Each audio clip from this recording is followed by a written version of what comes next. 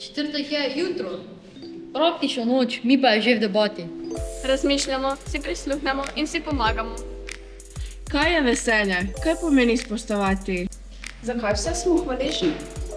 Ali je pravilno, da vedno govorim po resnici, ali pa kdaj tudi ne? Kako se človek spreminja? Kaj nosi s seboj od mladosti? Pa vse do konca.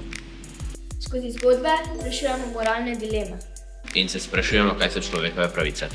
Ja, to smo mi, mlade misli Martina Konšaka.